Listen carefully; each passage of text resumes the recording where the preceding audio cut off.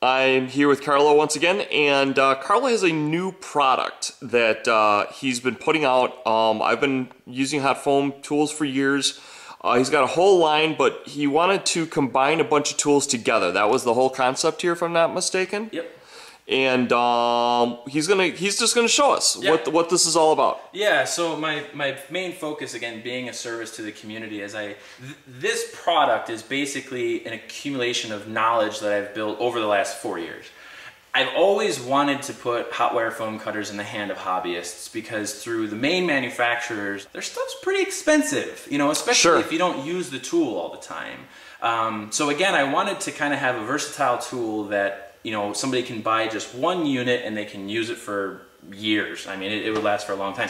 So that's where the combination foam cutter came from. It's a tabletop cutter, a horizontal cutter, a hand cutter, and a bendable wire cutter. So it actually has 4 separate functions in just one cutter or one unit.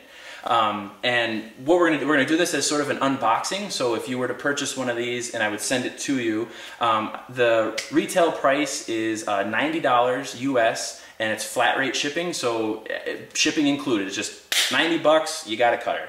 That's crazy. Yeah. Especially with 4 separate tools. Yeah, 4 separate tools for 90, including the power supply, including wire. I mean, all that stuff. It's all. I mean, those power supplies alone can run like. Yeah. I want to say 40, 50 bucks. Oh, at least, yeah, at least. I mean, some of them. I mean, the more inexpensive ones will be about 50 bucks. But if you want variable control and temperature, and I mean, it gets upwards $150, $200 just for the power supply. And that's actually through hotwirefoamcutterinfo.com and the new letscutfoam.com. That was the biggest issue. That's always what I get people talking to me about is what power supply do I need? What power supply do I need?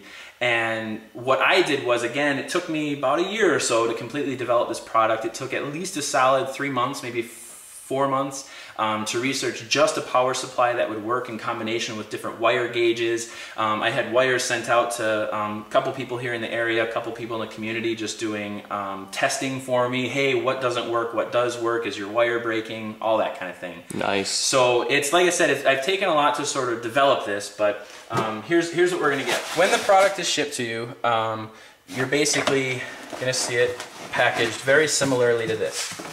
And what you're going to get is a solid state power supply, and this is rated for international use. So I have different input plugs for the UK, for Europe, and for Australia. So, that's crazy. So this can really go anywhere in the world, and that was my main focus too. Is I didn't want to limit it to just the US. Sure. So this power supply is rated for international use. You just get a different cord depending on what country you're in. What I wired into the end is just 2 female snap bullet connectors, which is all you're going to ever have to use is just this one power supply. And my focus was to have the entire cutter based around the handheld unit. So that way you don't have to unplug and replug, you know, the power supply, and there's all these different functions and all these different components. This handheld cutter is the cutter for the entire combination foam cutter. Wow. What we have is you'll get 2 packages like this, and I'll have it labeled as 20 gauge and 24 gauge. 20 gauge is for the bendable cutter, 24 is for our straight wire cutter. Got it. So we'll just do the straight wire just for illustrative purposes. One end, I'll have a ring terminal, and on the other end, I have this folded over just so no one pricks their finger. So at the ends, I have thumb screws and wing nuts. That way, once you get the wire attached, it'll be nice, firm, and secure. But one of the things that I recommend doing is actually putting the wire on the back side. I've had some people where, as they twist down this wing nut, it actually pinches the wire. So I usually just say put it on the back side, and that way nothing happens. So this little excess, not to worry about that. That really doesn't heat up. Okay. Because the power is going through the copper. Yep.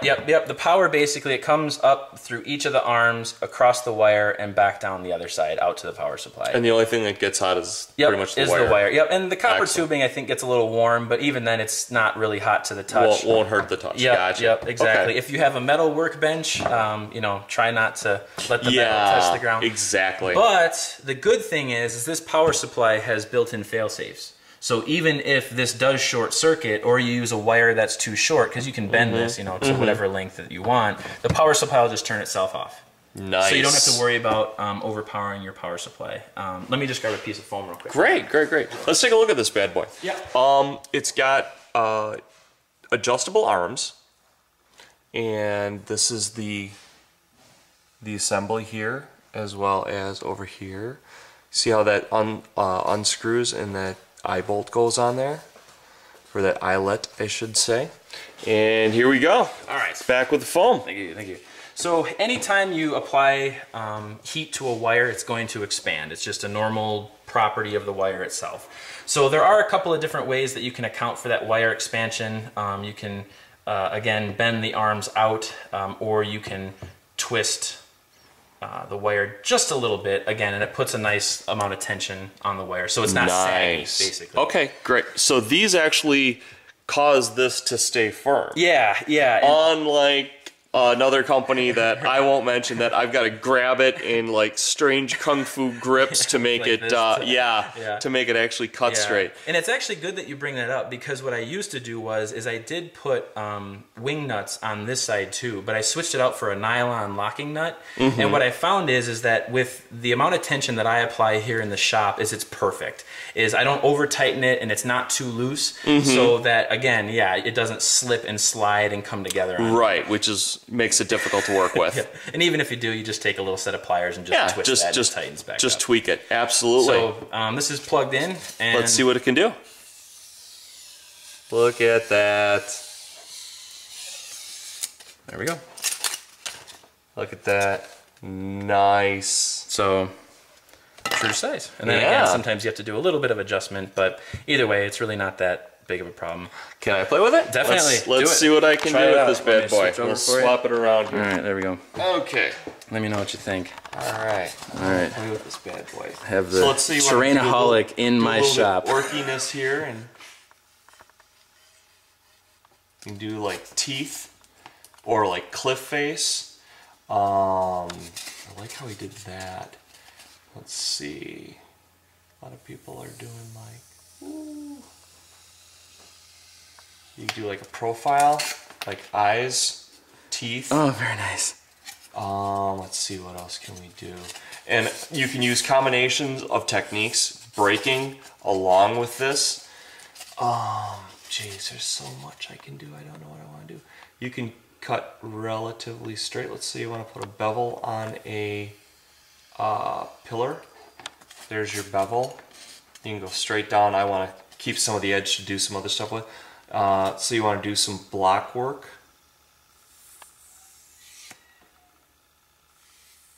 Especially if you're doing more of the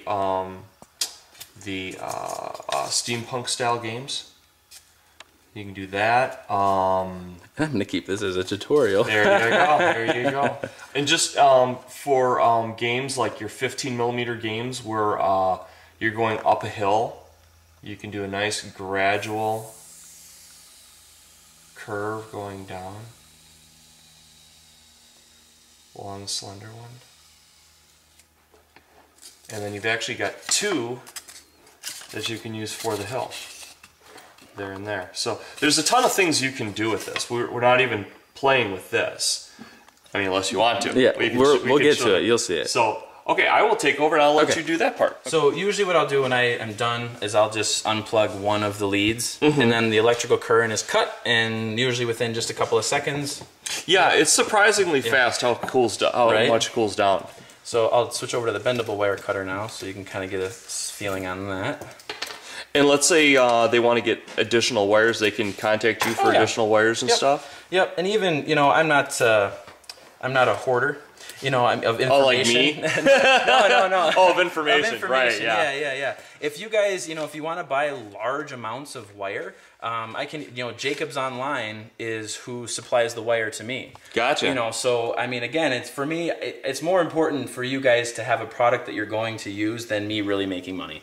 Right, You know, I and agree. I agree. You know, so Jacobs Online is who I use for my wire, with the exception of this one. I mean, I get this from him, but I actually have to make these bendable wire cutters, and I'll. So you like do the crimping and Yeah, and I'll spare you, but it has to do with the resistance of the wire, and a solid state power supply. If anyone's interested, I can explain it to them. But basically, what I have to do is I put just a really small length of 24 gauge wire right here. And what this is doing is it's dramatically increasing the resistance of this overall circuit so that I don't overload my power supply. Okay. So, of the people who have used this, I mean, 24 gauge is still really strong. You're not going to break it. But I just say, just give a little bit of caution when you actually do bend It's a lot wire. thicker than well, here's my finger. Yep, so that's a 20 give you an gauge. idea. Yeah. And the 24 gauge, I believe, is right here. thicker or smaller? Smaller. Yeah, it's going to be smaller. Yep. Larger the gauge, smaller the... Yeah. Gotcha. That crazy American scale of reverse thinking, right? Medieval Right, systems of measurement. Yeah. So this now, just with that short little wire change, now you have a bendable wire cutter. Oh, this is cool. This is the stuff Bring this that together. we have fun with. Yep. And now with this, usually what I recommend is once you plug in the power supply, give this about 30 seconds to heat up. Yeah, it takes longer because it's a longer wire, thicker, it's heavier, so you just have to give it a little bit of time to heat up, and then that's where you can kind of make your your contour cuts and that kind of thing. Which remember when I made all those hills for Black Knight Games? This is the same kind of tool I used. Let me just see here. Oh yeah. Isn't that cool how it cuts straight through? It is awesome. Can I play with that for a second? Yeah, do it. I'll show you how I did my hills. Don't touch the hot wire. Right. Which I'm sure you've gotten burnt once or twice. Oh, most definitely. But like along the, let's see if I can find this. I can get another piece of foam. But you see how this is set up here? Let's see. This is about right here. You can start moving this back and forth, and it gives you a nice sandstone effect. See how cool that looks? Oh wow. Oh, that is awesome. Yeah, I use that all the time. That's one of my favorite techniques. Yep. It works really good for like sandstone. Yep. And it gives you... The neat thing about it is oh, that is awesome. Yeah. Whoop. There we go. There you go. And then you can go in and you can just pick out certain areas that you want to do again to give it a more varied look. But you see how that works? Yeah. Yeah, I love it. That's awesome. I didn't know. Favorite. Yeah. And you can also change up your horizontal and your vertical. So you've got that. If you want to do a vertical change up, let's get a unique shape in here. This is a good unique shape in here. You can work things along the edge. Like let's say you want to do like caves or something. You want to do cave walls. Oh wow. And then I can break into that a little bit more to make it a little more, again, varied. So depending on what technique you want to use, and if you want a super, see how this grades down? And we had that grade cut down there. You can break it up a lot and move down line of your wire, and you will get something that looks like that. So there's a lot of different ways you can use this, and actually the more warped it gets, the more natural the appearances you will get with this. So this is probably the tool I would use the most with this, because the effect is so unique. Yeah. Because this tool is very expensive with other companies, and like I said, for the price that he's giving this to you at, I mean, it's crazy. You've got Well, let's play with the table one next. Okay, all right. So this is the tabletop surface, obviously for tabletop cutting, and there's two components that we have here, and these are called T-nut fasteners. And so these are actually another thing that it took me about a month to find.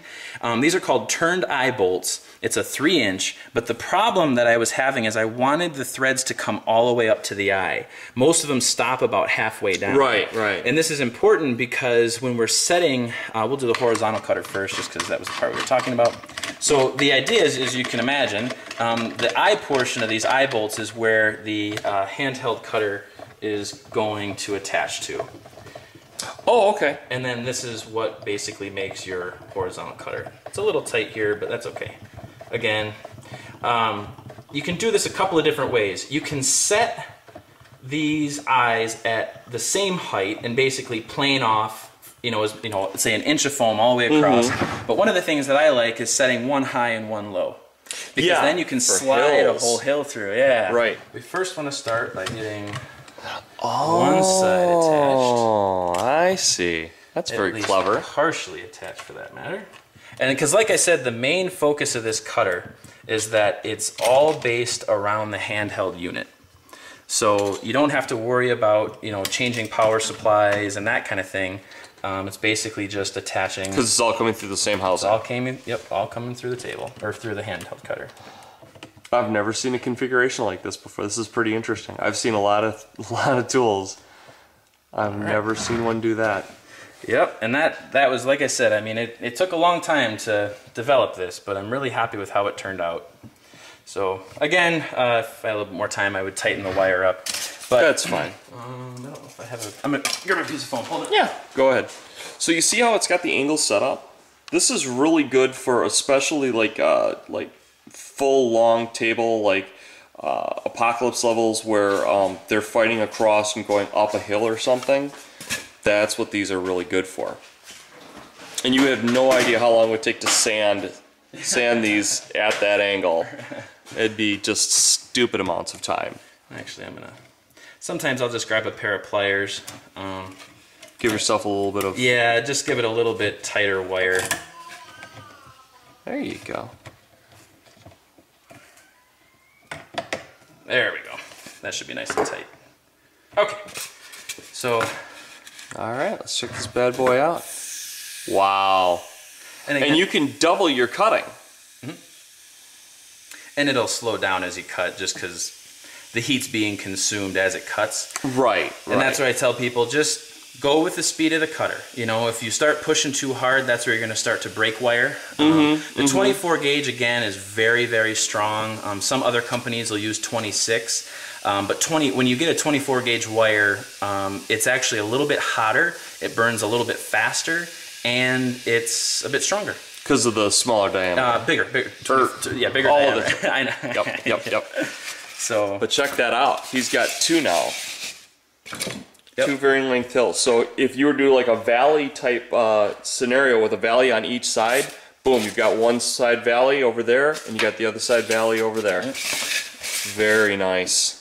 And smooth. Look at that. Yeah, right. Yeah, very little sanding. Smooth as a baby's butt. And you can actually see how it is a little bit of a ridge right there. That's just inconsistency in cutting speed. Again, if you're just a nice steady hand, you're just pushing it nice and slow, it'll be nice. But I sped up there, and it was just and the amount of sanding. I mean, if you were to sand this down, it would take forever. The little bit of sanding you would do if you wanted this to be consistent throughout is very minimal. The other thing that's nice is, sort of depending on, let's just say for sake of argument, this was all one height. Let's say you set it at 1 inch, is you could just send a whole strip through. The thin strips, absolutely. Yep. And then you would have, again, there we go. So now we have one, planed off. Yeah, what does it say? There you go. But if we're... Look at that edge. And if you slide this, of course, you can get a little bit more heat off the wire. There you go. Get a nice varied look. Yep. That's cool. So that's your horizontal tabletop cutter. Very nice. So the last piece is going to be our vertical tabletop cutter, which is going to be similar to a... like a bandsaw? Bandsaw, yep, bandsaw. Which I do all the freaking time. Yeah, it was the inspiration for my cutter. There you go. That is amazing that this does so many different things. I know. Like I said, it's taken a long time to develop, and I had a lot of different prototypes. I mean, honestly, this is probably the 6th prototype that I made. That's crazy. Yep. Yeah. So, and actually one of the guys, his name is Francois, he's from Canada. Originally when I developed this, I had where the front of this T just plugged, I'll just, for a second, just plugged right into the front of here. Okay. But it only gave about 1.5 inches on top for got cutting it. length. So what I did was, is I added in, it's just a really easy angle bracket. Oh, okay. Basically what it's doing is it's fitting on the front to give you another 1.5 inches. Nice. And what I recommend is put this portion on first, because there's just a little bit of narrowing here. It's going to take a little bit of force to get that to attach, but I promise it'll go on. Okay. So it goes on, I promise. So once you want to do the vertical tabletop, I'm just going to leave these on just for time's sake. Sure. Absolutely. Is you want to put on your legs, because we need just a little bit more height now. And you gotta, these leg pieces you can still twist and rotate. So I say, just in case you're working on uneven surface, you can you can angle adjust the legs. So you're gonna want to feed up one leg. Ah, that's how you get to that point. Yep. And then I was curious. Yep. Okay, cool. So plug. Then once the wire is hot, again accounting for a little bit of expansion. Again, you can screw around with it. Retweak it. Yeah, just retweak it, twist it, spread the arms out, but it's still the same idea. And then again, this is where we just start using it like a bandsaw. You know how I use like, where I cut just brick upon brick upon brick upon brick? You could totally, like my lizard man sitting. I will even look over his shoulder. And that fast, that simple, that easy. That's nice. And you can get fancy. I mean, you can get a ruler on here with clamps and that kind of stuff. So I mean, you can well, be more plus you could also, if you don't, can I steal it? Yeah. Because that's what I do. Yeah. This is very similar to a scroll saw. So let's say you want to do like Roman pillars. You could totally. I don't have a pencil, but that's okay because I can do circles fairly well. All right, finding it. Okay, first I'm gonna find.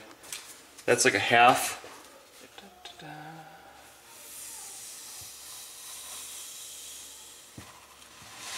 Oh, wow. Yeah. So you can do curves, you can do circles.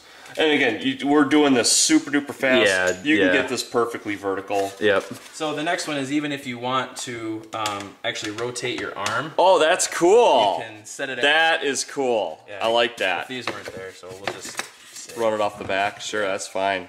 We'll just say cut it at like a 45. Sure. And of course, we ran out a little bit of space, but that's cool. That's cool. So with as much as we're limiting ourselves, time and just come on, we gotta get this done, Right. This is all like we just decided to do this at the last minute. Right. Yeah. 4 functions out of 1 cutter. Just get a hold of me through really through Bill, through the website, through YouTube.